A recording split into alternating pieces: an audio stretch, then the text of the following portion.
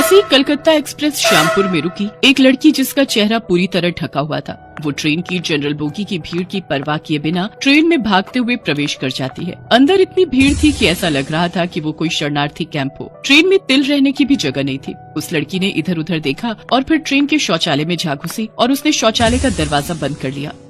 बस यहाँ से निकल जाऊँ, मैं किसी तरह यहाँ से निकल जाऊँ। वो बहुत ही छोटा स्टेशन था, इसलिए ट्रेन वहाँ 1 मिनट के लिए ही रुकी। थोड़ी देर बाद ट्रेन ने अपनी रफ्तार पकड़ ली। जैसे जैसे ट्रेन अपनी रफ्तार पकड़ रही थी, वो लड़की जिसका नाम चंदा था, उसकी सांसों की रफ्तार भी धीमी हो रही थी और वो मन ही मन एक उत्सव मना रही थी। उत्सव आजादी का, उत्सव स्वतंत्रता का।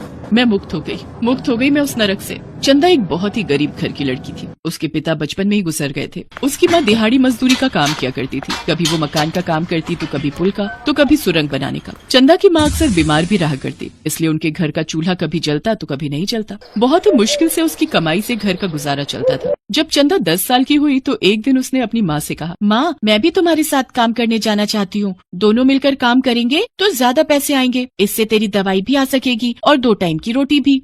माँ के लाख मना करने के बावजूद वो काम पर जाने लगी। जल्द ही चंदा अपने काम में एक्सपर्ट हो गई। सुरंग बनाने का काम उसे बहुत अच्छा लगता था, क्योंकि उसमें ज्यादा दिहाड़ी मिलती थी। हालांकि उसमें खतरा भी होता था। बहरहाल समय अपनी गति से बीत रहा था। चंदा अब 18 साल की हो गई थी और जैसा कि होता है, बेटी की बढ़ती उम्र माँ बाप के लिए एक नई जिम्मेदारी को जन्म देती है। चंदा की माँ यशोदा उसकी जल्द से जल्द शादी करना चाहती थी, क्योंकि उसका स्वास्थ्य अब बिल्कुल भी ठीक नहीं रहता था। अब तो वो सारा समय घर पर ही रहती। ये ले माँ, दवा पी ले। दवा नहीं पिएगी तो ठीक कैसे होगी? दवा तो सालों से खा रही हो बेटी। अब मैं ठीक होने से रही। बस अब यही चाहती हूँ कि आंखें मूंदने के पहले तेरी शादी देख लूं।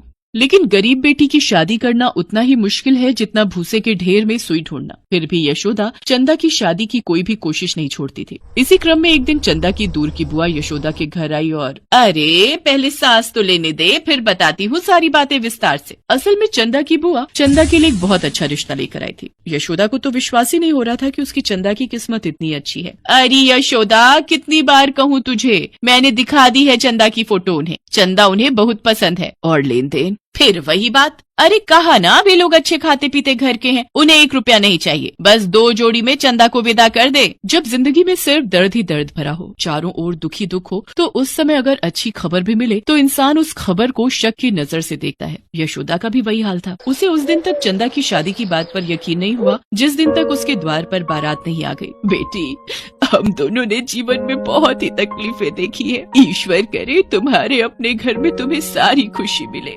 इतनी खुशी मिले कि तुम अब तक की सारी तकलीफें भूल जाओ। अपनी माँ से ढेर सारा आशीर्वाद लेकर चंदा अपने पति मोहन के घर श्यामपुर आ गई। मोहन के पिता का देहांत कुछ साल पहले हो गया था। मोहन की माँ शीला देवी बहुत ही कड़क मिजाज औरत थी। जैसे ही चंदा ने इस घर में प्रवेश किया तो उसने साफ साफ चंदा से कह दिया कि चंदा, ये जो घर है ना, यहाँ के कोने कोने में मेरी हुकूमत चलती है। मेरी मर्जी के बिना यहाँ एक पत्ता भी नहीं हिलता। और घर ही नहीं, पूरे श्यामपुर में शीला देवी यानी मेरा राज चलता है। इसलिए कभी भी भूल से भी अपनी मर्जी यहाँ चलाने की कोशिश मत करना। जो चीजें यहाँ होंगी उसे आंख मूंद कर स्वीकार कर लेना, और अगर स्वीकार नहीं किया तो तुम्हारी जिंदगी नरक बना दूंगी। अपनी सास की बातों को सुनकर चंदा का सिर घूमने लगा। उसे अपनी सास, जो कुछ दिनों पहले दुनिया की सबसे भली औरत लगती थी, वो एकदम से विलन की तरह लगने लगी थी। शादी के पहले जब शीला देवी चंदा को देखने उसके घर गई थी और चंदा ने उसके पाँव छुए थे तो अरे रे, तुम मेरे पाँव मत छुओ बेटी। देखो, तुम उस घर में विवाह करके जा रही हो जहाँ बहू को बेटी की तरह रखा जाता है। चंदा बेटी, बस एक ही बात तुमसे कहना चाहूंगी कि अगर शादी के बाद तुम्हें उस घर में जरा सी भी दिक्कत हो तो सबसे पहले मुझे बताना, क्योंकि तुम्हारी जिम्मेदारी मेरे ऊपर सबसे ज्यादा होगी। जरूर बताऊंगी माँ जी। और हाँ, ये लो 2 लाख रुपए हैं, इसे तुम रख लो। शादी ब्याह में बहुत पैसे खर्च होंगे ना, इन पैसों से तुम्हें जो भी लेना हो ले लेना। महंगी साड़ी, गहने, जो भी लेना हो। अगर पैसे कम पड़े तो मैं और भिजवा दूंगी। यशोदा की तरह चंदा को भी अपनी किस्मत पर भरोसा नहीं हो रहा था, लेकिन सच्चाई तो यही थी कि उसकी शादी श्यामपुर के सबसे अमीर घर में हो रही थी। लेकिन चंदा को ये पता नहीं था कि जिस किस्मत पर वो रश कर रही है, उसकी उसी किस्मत ने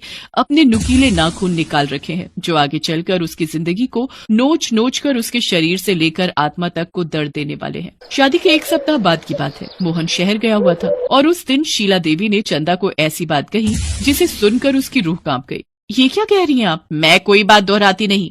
मैं ये नहीं कर सकती। अरे कैसी माँ है आप जो अपने बेटे की पत्नी को किसी दूसरे के साथ सोने के लिए बोल रही हैं? चंदा, जो बोल रही हूँ वो करो, क्योंकि उसके अलावा कोई चारा नहीं है तुम्हारे पास। अरे अजीब जिद्दी हैं आप, या दिमाग खराब है आप? मैं कोई बाजारू औरत हूँ जो आप मुझे इस तरह से किसी गैर मर्द के साथ सोने के लिए कह रही हैं? चाहे मेरी जान चली जाए, लेकिन मैं ये नहीं करूंगी। और आने दीजिए आपके बेटे मोहन को, मैं उन्हें पूरी बात बताती हूँ। चंदा की इस बात पर शीला जोर जोर से हंसने लगी और हंसते हुए ही उसने एक जोरदार चाटा चंदा की गाल पर मारा। सुन, मोहन मेरा बेटा नहीं है, वो मेरा प्यादा है, प्यादा। और उस प्यादे के कारण ही तो मैं ये दुनिया सालों से चला रही हूँ। शीला देवी एक बदमाश औरत थी। श्यामपुर में उसका काफी दबदबा था। वो लड़कियों का व्यापार किया करती थी, लेकिन उसके व्यापार का तरीका बहुत ही अलग था। उसका प्यादा मोहन पहले लड़की से शादी करता और फिर उसे यहाँ ले आता, और उसके बाद शुरू होता उस लड़की के शोषण का सिलसिला। अब तक सैकड़ों लड़कियों का जीवन शीला देवी ने नरक की तरह बना दिया था, और जिसने भी इस नरक से निकलने की कोशिश की, राजवंश, सोहन, तुम लोगों के रहते हुए इस लड़की ने भागने की हिम्मत की, इसे भी वही सजा दो जो अब तक हमसे गद्दारी करने वाले को दी गई है। शीला के ऑर्डर पर उस लड़की के शरीर में पत्थर बांधकर उसे कुएं में डाल दिया जाता था। डूबने से उसकी मौत हो जाती है। शीला ने इस तरीके से कई लड़कियों को अपने गुंडों की मदद से ठिकाने लगाया था। चंदा उनके लिए नया शिकार थी। उसका भी शोषण शुरू हो गया। पत्नी के रूप में यहाँ आई चंदा पांचाली बन गई थी। वो हर दिन घुट रही थी, हर दिन मर रही थी, लेकिन शांति से सब सह रही थी। लेकिन एक दिन उसकी भी बर्दाश्त की सीमा टूट गई और वो वहाँ से भाग निकली। और इसका पता तब लगा जब एक ग्राहक चंदा के कमरे में गया। अरे शीला देवी, तुमने पैसे तो पूरे ले लिए, लेकिन वो चंदा कहाँ है? चंदा अपने कमरे में है। और कहाँ है?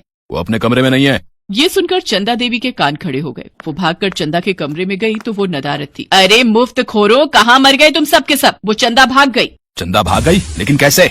उस गुंडे की बात सुनकर चंदा देवी ने एक जोरदार तमाचा उसे मारा और कहा, 1 घंटे के अंदर अगर वो लड़की मेरी आंखों के सामने नहीं आई तो तुझे ऊपर भेज दूंगी। चंदा की तलाश शुरू हो गई, लेकिन चंदा तो वहाँ से बहुत दूर जा चुकी थी। चंदा पूरे 3 साल उन राक्षसों के पास रही, और इन 3 सालों में उसने सबकी नजर से बचाकर अपने कमरे से होकर बाहर निकलने के लिए एक सुरंग बनाया। और उसने इस काम को इतनी सफाई से किया कि किसी को कानो कान खबर नहीं हुई। और जब शीला देवी और उसके गुंडों को उस सुरंग का पता लगा तो अरे बाप रे बाप, वो लड़की तो बहुत ही शातिर निकली। हमें लगता था वो बहुत शरीफ है, लेकिन उसने तो।